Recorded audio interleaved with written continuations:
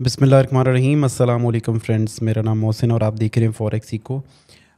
ये smart money concept की दूसरी क्लास है और आज हम ब्रेक ऑफ स्ट्रक्चर को पढ़ने वाले हैं कि ब्रेक ऑफ स्ट्रक्चर क्या होता है और उसको प्रॉपर्ली समझने की कोशिश करेंगे बिल्कुल ज़ीरो से। अगर आपके पास ज़ीरो नॉलेज भी है दैन भी आप ब्रेक ऑफ स्ट्रक्चर को समझ सकेंगे और इसमें सारे जो कॉन्सेप्ट्स हैं वो हम स्टेप बाय स्टेप क्लियर करेंगे। तो चैनल को लाजमी सब्सक्राइब करें और बेल आइकन को प्रेस करें ताकि आप आने वाली वीडियो को जो है ना वो देख सकें।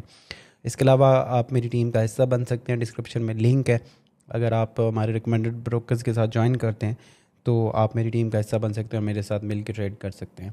इसके अलावा हमारा टेलीग्राम का ग्रुप है जिसमें हम फ्री काफ़ी सर्विसेज देते हैं, जिसमें डेली बेसिस पे आपको सेटअप्स दिए जाते हैं, सिग्नल्स दिए जाते हैं, तो वो भी टोटली फ्री है। उसका भी डिस्क्रिप्शन में लिंक है और फर्स्ट कमेंट के ऊपर भी आप उसको देख सकते हैं। जो पिन कमेंट है वहाँ पे भी जाके आप उसको डायरेक्टली हमारी वेबसाइट पे जाएंगे और वहाँ पे टेलीग्राम को ज्वाइन कर सकते हैं। तो चलिए स्टार्ट करते हैं हम ब्रेक ऑफ स्ट्रक्चर को, उसको सीखने की कोशिश करते हैं।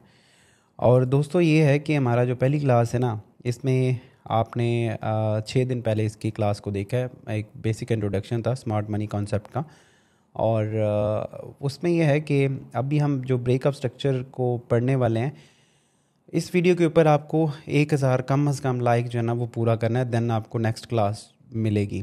तो थोड़ा सा एफर्ट आपकी तरफ से भी होना चाहिए अगर आप फ्री में कंटेंट देख रहे हैं या वो चीज़ें कर रहे हैं। तो ब्रेक ऑफ स्ट्रक्चर को हम पढ़ने वाले हैं। पहले उसको समझ लेते हैं कि ये होता क्या है और इसको कैसे जो है ना वो ट्रेड किया जाता है, वो भी हम यहाँ पे देखेंगे और पूरी लाइव मार्केट में देखेंगे। इसको हम BOS भी बोलते हैं शॉर्ट में, ब्रेक ऑफ स्ट्रक्चर। बहुत इंपॉर्टेंट है आजकल के टाइम में ट्रेड करना। ये पहले भी था लेकिन नाम चेंज हो जाते हैं चीज़ों के और थोड़ा सा उसमें एडवांस चीज़ें शामिल होती रहती हैं। मार्केट है और जितने भी आप चीज़ें देखते हो टेक्नोलॉजी के साथ साथ वो डिफरेंट चीज़ें उसमें वो होती हैं। इसको हम मार्केट शिफ्ट भी बोलते हैं, ब्रेक ऑफ स्ट्रक्चर भी बोला जाता है और मोमेंटम शिफ्ट भी बोला जाता है। मुख्तलिफ नाम है, इसके नाम से फ़र्क नहीं पड़ता। असल में मसला ये है कि आपको उसकी पहचान होनी चाहिए कि ये काम कैसे करता है। तो किस तरह से काम होता है इसमें वो हम देखते हैं। देखें यहाँ पे क्या है जी कि एक जो भी मैं भी आपको लाइव मार्केट में भी वही चीज़ पूरी इम्प्लीमेंट भी करूँगा।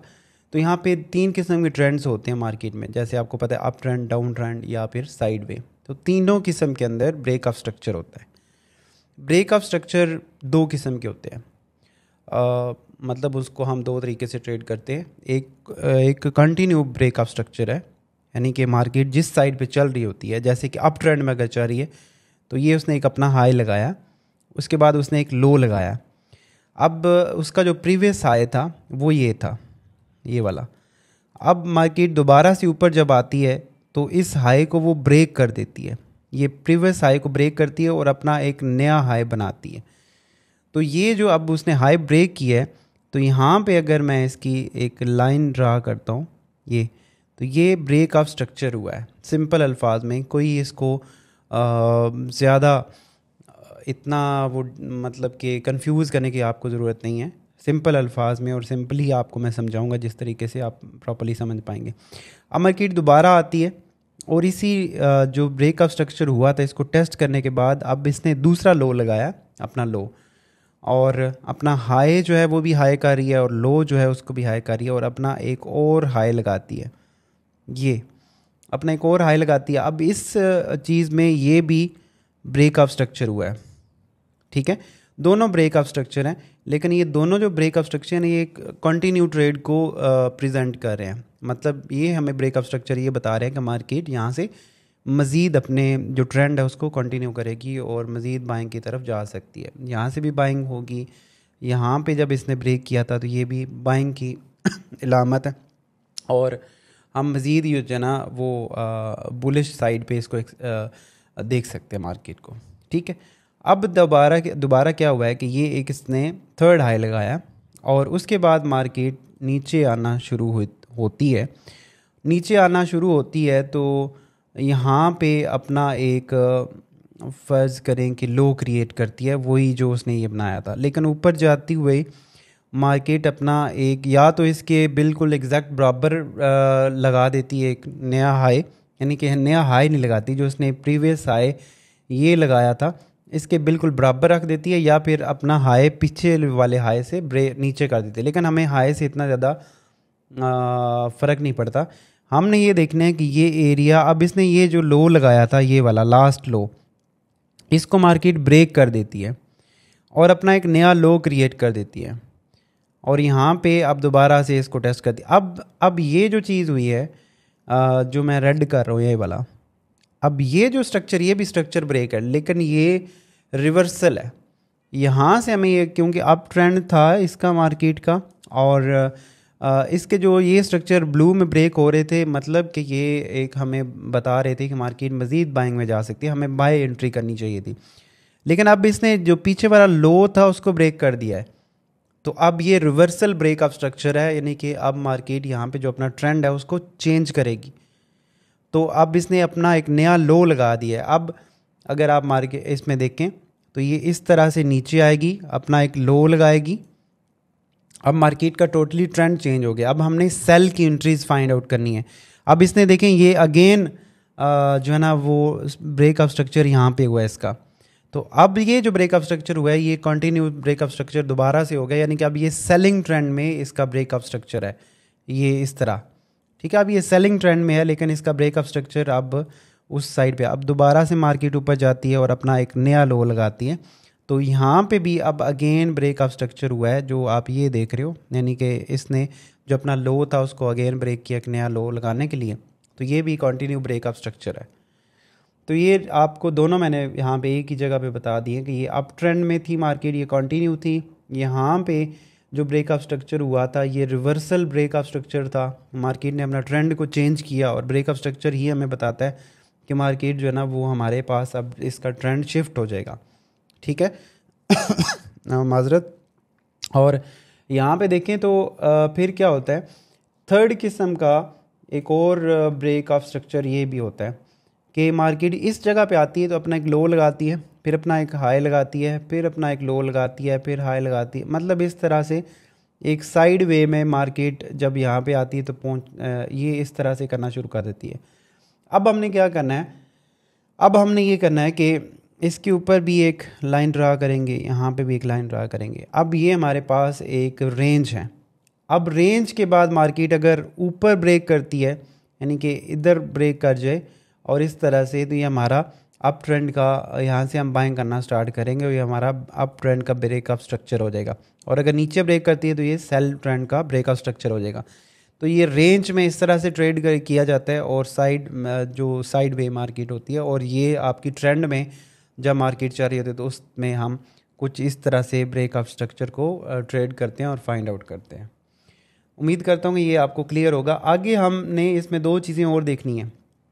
अब यहाँ पे आपका सवाल ये भी पैदा होता होगा कि जो हमें पता कैसे चलेगा कि ये ब्रेक ऑफ स्ट्रक्चर हो गया या नहीं हुआ, या वैलिड ब्रेक ऑफ स्ट्रक्चर है या फेक ब्रेक ऑफ स्ट्रक्चर है, तो वो कैसे हमें फाइंड आउट होगा। तो उसके लिए हम देख लेते हैं। मैं यहाँ पे जो है ना वो लिखता हूँ, पहले हम डिस्कस कर लेते हैं वैलिड ब्रेक ऑफ स्ट्रक्चर, ठीक है। और इसको BOS शॉर्ट में बोला जाता है। अगेन मैं आपको वही बोल रहा हूँ कि नाम की ज़्यादा इतनी ज़रूरत नहीं होती है, असल मसला ये है कि आप उसके ऊपर उसको समझते कितना हो। अभी मार्केट में एग्जांपल दूंगा, आपको ज़्यादा अच्छे तरीके से समझ आएगा। तो होप्स हो कि आपने लाइक कर दिया होगा, वीडियो को लाइक करें, 1000 लाइक आपने कंप्लीट करने हैं, और आप हमारे रिकमेंडेड ब्रोकर्स के साथ ज्वाइन करें, हमारी टीम का हिस्सा बने। वहाँ पे बहुत ज़्यादा बड़ी कम्युनिटी है जिसमें आप मिल के ट्रेड कर सकते हो, और वो अपना जो हमारा टेलीग्राम का ग्रुप है उसको मस्ट ज्वाइन करें। अच्छा जी, अब आते हैं वैलिड ब्रेक ऑफ स्ट्रक्चर में। वैलिड ब्रेक ऑफ स्ट्रक्चर में भी आगे दो किस्म के आप उसको डिवाइड कर सकते हो। एक आपका क्लियर ब्रेक ऑफ स्ट्रक्चर है, और दूसरा आपका जो है ना वो नॉर्मल ब्रेक ऑफ स्ट्रक्चर है, या मतलब आप इसको कोई भी नाम दे लें, बट एक क्लियर ब्रेक ऑफ स्ट्रक्चर और नॉर्मल ब्रेक ऑफ स्ट्रक्चर जो है ना वो इसमें दो टाइप्स आप इसको बना सकते हो, ठीक है। अब इसमें क्या होता है कि मार्केट ने एक डायरेक्शन में मूव कर रही थी, यहाँ पे उसने अपना एक हाई लगाया और फिर लो लगाया, और इस तरह से ऊपर जब मार्केट आती है यहाँ पे, ये अब हम क्लियर ब्रेक ऑफ स्ट्रक्चर के ऊपर पढ़ रहे हैं पहले। नॉर्मल फिर मैं आपको बात बताता हूँ, दोनों को अलग अलग इधर से बता देंगे। तो अगर ये कैंडल बनती है बड़ी कैंडल बनती है इस तरह, ये कैंडल मैं यहाँ पे ड्रा कर लेता हूँ, ठीक है।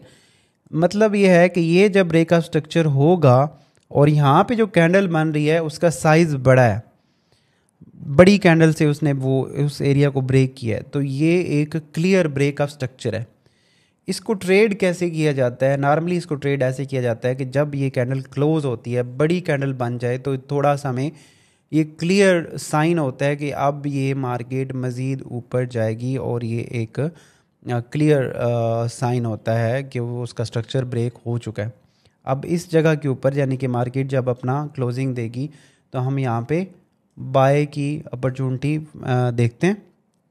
स्टॉप लॉस हमारा इस सूरत में ये होगा, और इसमें क्या होता है कि टीपी आपका ये जितनी कैंडल होती है इसके आप डबल रख सकते हो या इतने बराबर रख सकते हो, तो वो 1/2 रेशो या 1/3 रेशो, या फिर आपको डिफरेंट और चीज़ें भी टीपी के लिए देखना पड़ती हैं, वो हम बात यहाँ पे नहीं कर रहे हैं कि आपने प्रॉफिट कहाँ पे लेना है। लेकिन स्टॉप लॉस नॉर्मली इसका ये होता है। इसमें आप कह लो कि अगर इस तरह का स्ट्रक्चर ब्रेक होता है तो 80%, क्योंकि मार्केट में 100% तो इसमें कुछ भी नहीं है, ज़्यादातर एक्यूरेसी की बात करें तो 80% इसमें क्या होता है कि ये मार्केट आपकी दोबारा से इस अपने स्टॉप लॉस की तरफ मुश्किल से आती है। आप अच्छे प्रॉफिट को एंजॉय कर सकते हैं अगर ये वाला स्ट्रक्चर ब्रेक होता है, यानी कि क्लियर ब्रेक ऑफ स्ट्रक्चर होता है, तो उस सूरत में ये चीज़ होती है। आगे होता है जी कि नॉर्मल ब्रेक ऑफ स्ट्रक्चर। उसमें नॉर्मल ब्रेक ऑफ स्ट्रक्चर में क्या होता है कि मार्केट ब्रेक तो उसी तरह से होती है, लेकिन यहाँ पे कुछ कैंडल जो है ना वो इतनी बड़ी नहीं बनाती, छोटी सी कैंडल से क्लोजिंग देती है इस जगह पे इस तरह से। यानी कि ये हमारा लास्ट आई था और उसने क्लोजिंग तो ऊपर दी है, लेकिन इतनी बड़ी कैंडल या इतनी अच्छी कैंडल या वो नहीं है, या इसके ऊपर ज़्यादा शेडो छोड़ दी है, और ये थोड़ा सा कंफ्यूजिंग सिग्नल है। हमें ज़्यादा वाज़ह नहीं है कि ये स्ट्रक्चर ब्रेक हुआ है या नहीं है, और यही जो होते हैं ये वापस fake breakout breaks of structure में भी चले जाते हैं। इसमें क्या होता है, इसको ट्रेड करने के लिए ज़रूरी ये होता है कि आप थोड़ा सा वेट कर लें अगली कैंडल का, नेक्स्ट कैंडल का वेट कर लें। अगर तो नेक्स्ट कैंडल इसके ऊपर ही रहती है और वो इस तरह से कुछ बन जाती है, मतलब कि उसकी जो क्लोजिंग है या उसकी जो लो प्राइसेस हैं वो इसके नीचे नहीं आती हैं, ये कैंडल को लो नहीं होना चाहिए, ये लो नहीं तोड़ना चाहिए इसको फिर, ठीक है। और अगर ये कैंडल ऊपर ही ब्रेक रहती है और अगली कैंडल, तो देन आप इसके ऊपर बाइंग स्टार्ट कर सकते हैं।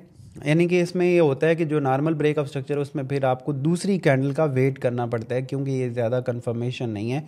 इसमें ही फेक जो ब्रेक ऑफ स्ट्रक्चर है वो भी बनता है। फेक ब्रेक ऑफ स्ट्रक्चर ये होता है कि उसको भी मैं इधर डिस्कस करने लगा हूँ कि मार्केट में इस तरह से आती तो है, लेकिन यहाँ पे जो कैंडल बनी उसी तरह की कैंडल बनती है, थोड़ी सी छोटी कैंडल बनती है, हमें वाज़ह जो ना वो निशानी नहीं दे रही कि ब्रेक ऑफ स्ट्रक्चर हुआ है या नहीं हुआ तो है, लेकिन इतना ज़्यादा एग्रेसिवली वो उसने उस एरिया को ब्रेक नहीं किया।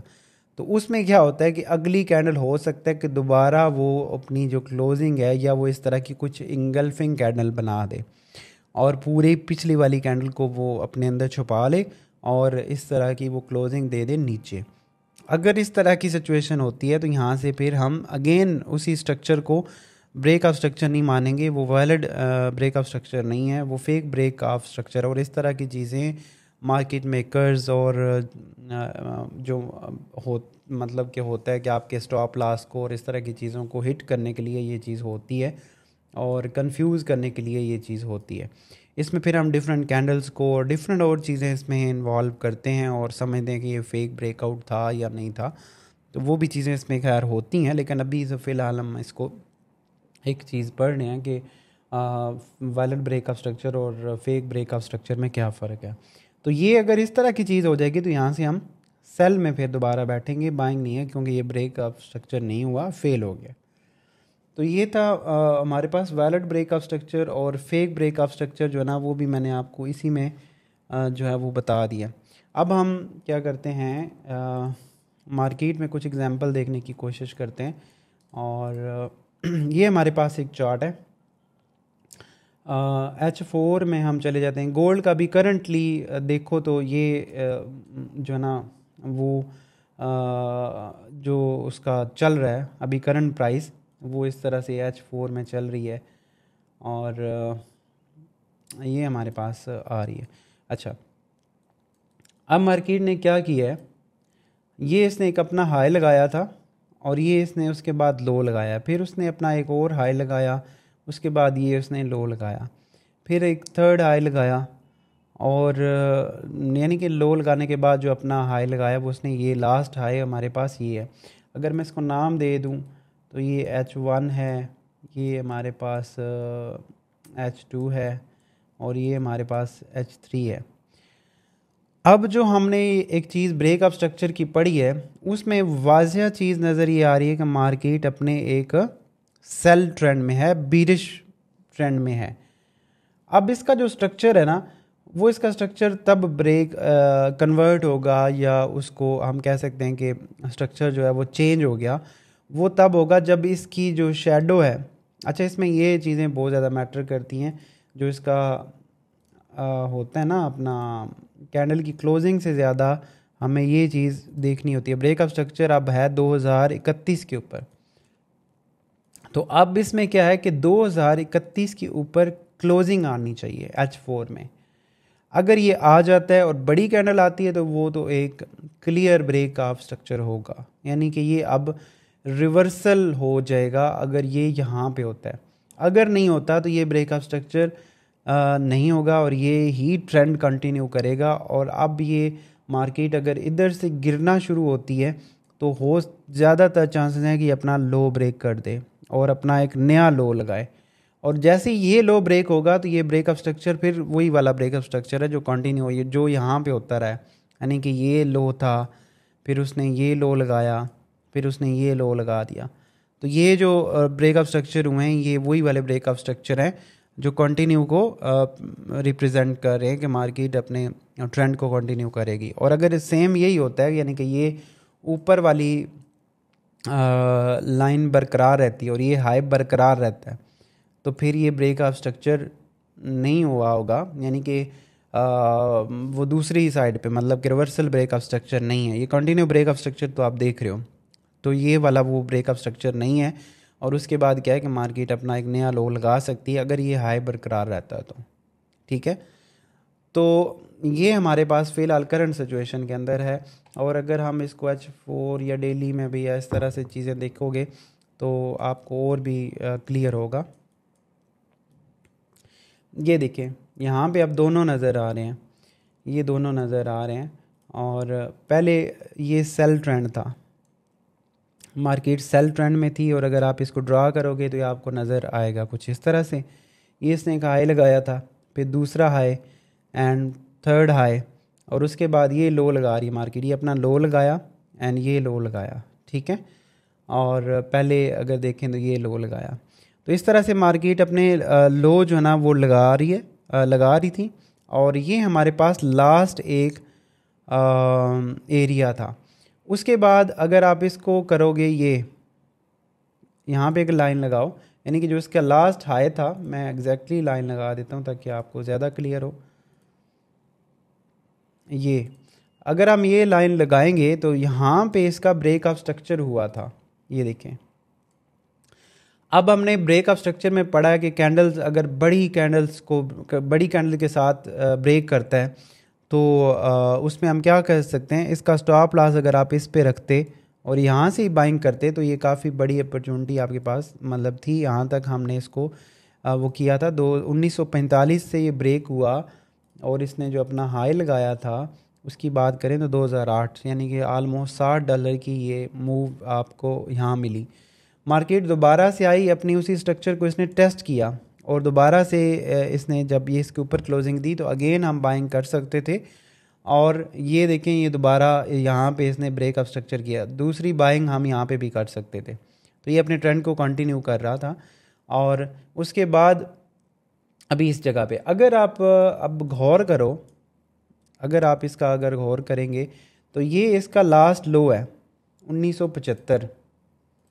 ये आपको साथ साथ चलें थोड़ा सा मार्केट को भी समझने की वो मिल रही है ये 1973। अगर 1973 मार्केट क्लोज़ करती है और इसके नीचे आ जाती है, ऊपर की अगर हम बात करें डेली के अंदर, तो ये इसका 2064 हाई है। अब ये इसका पहला हाई था, ध्यान से इसको समझिएगा। ये ब्रेक ऑफ स्ट्रक्चर हुआ था, ये इसने हाई लगाया, फिर उसके बाद ये हाई लगाया, ये नया लो लगाने के बाद, और उसके बाद अभी मार्केट उसी जगह पे है। और यहाँ पे अब इसके दो एरियाज़ हैं, 2064 और 1973। अगर तो मार्केट 1973 पे होल्ड करती है और इस लो को बरकरार रखती है, तो यहाँ से ही दोबारा मार्केट बुलिश स्ट्रक्चर पे चली जाएगी, यानी कि बुलिश रहेगी। क्योंकि अभी तक मार्केट ने अपना ब्रेक ऑफ स्ट्रक्चर नहीं किया, यानी कि डेली में अगर देखा जाए तो मार्केट अपना स्ट्रक्चर शिफ्ट नहीं किया उसने। ये इसका स्ट्रक्चर शिफ्ट बनेगा अगर मार्केट इस लो को ब्रेक कर देती है। तो इस लो को अगर मार्केट ब्रेक करेगी 1973 को, तो फिर वो 1931 की तरफ भी आ सकती है। और अगर इस लो को ब्रेक करेगी तो वो अपना नया जो इसने नीचे वाला लो लगाया था उसकी तरफ भी मार्केट जा सकती है। तो जब तक इसके ऊपर है तो मार्केट डेली में अगर देखा जाए तो ये बुलिश है, यानी कि उसने अपना स्ट्रक्चर शिफ्ट नहीं किया। लेकिन ये अपने हाई को लो कर रही है, ये भी इसमें है। अब दोबारा मार्केट अगर 2064 को ब्रेक कर दे और इसके ऊपर क्लोजिंग दे दे, तो फिर ये अपना हाई तोड़ देगी। ऐसे होता है, यानी कि ये स्ट्रक्चर, ये वाला स्ट्रक्चर ब्रेक हो जाएगा और दोबारा से वो अपना जो स्ट्रक्चर पीछे से उसका चलता आ रहा था कंटिन्यू स्ट्रक्चर करेगी, यानी बुलिश स्ट्रक्चर कंटिन्यू कर लेगी।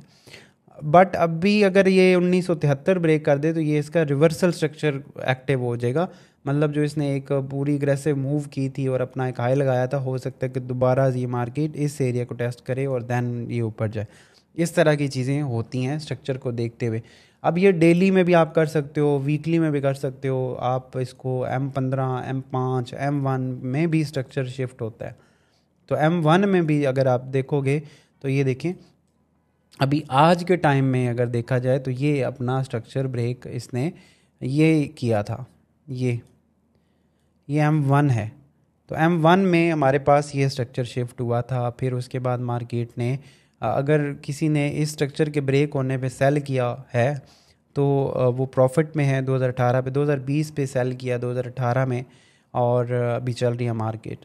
तो इसी तरह से अब ये तो क्योंकि M1 है तो जाहिर है छोटा मतलब बहुत छोटा, सबसे छोटा टाइम फ्रेम है, लेकिन इसमें भी मार्केट अपने स्ट्रक्चर को रखती है। और यहाँ पे देखिए स्ट्रक्चर को इसने बड़ी रिस्पेक्ट दी है। फिर उसके बाद ये स्ट्रक्चर ब्रेक हुआ कंटिन्यू, ये इसने नया लो लगा दिया है। तो अब उसने अपना हाई नहीं लगाया अभी तक, फिर उसने एक ये अपने हाई को हाई लो किया है और ये इसने नया लो लगा दिया। तो अब ये अगेन ब्रेक ऑफ स्ट्रक्चर हो गया। तो ये अब इसका एक अगेन ब्रेक ऑफ स्ट्रक्चर है। तो इस तरह से हम M1 में, M5 में, M15 में किसी भी टाइम फ्रेम में ये ब्रेक ऑफ स्ट्रक्चर के ऊपर ट्रेड्स कर सकते हैं और इसको समझ सकते हैं। तो होप्स हो कि आपको समझ आया होगा। हमारे साथ लाजमी ज्वाइन करें, हमारे चैनल को सब्सक्राइब करें, और हमारे जो मेरी टीम का हिस्सा बनना चाहते हैं, डिस्क्रिप्शन में लिंक है मेरे रिकमेंडेड ब्रोकर्स का, आप उसके साथ ज्वाइन कर सकते हैं और फ़ायदा उठा सकते हैं, मेरे साथ मिलके फ्री ट्रेड कर सकते हैं। बहुत सारी चीज़ें और भी आने वाली हैं। वीडियो को लाइक करना मत भूलिएगा और बताइएगा कमेंट में ज़रूर कि आपको ये क्लास कैसी लगी और आपको ये समझ आया या नहीं है। बहुत सिंपल तरीके से मैंने समझाने की कोशिश की है ताकि ब्रेक ऑफ स्ट्रक्चर का कॉन्सेप्ट किसी के जहन में ना रहे। इसके बाद इसमें और चीज़ें भी आती हैं, वो हम आगे क्लास में डिस्कस करेंगे इंशाल्लाह।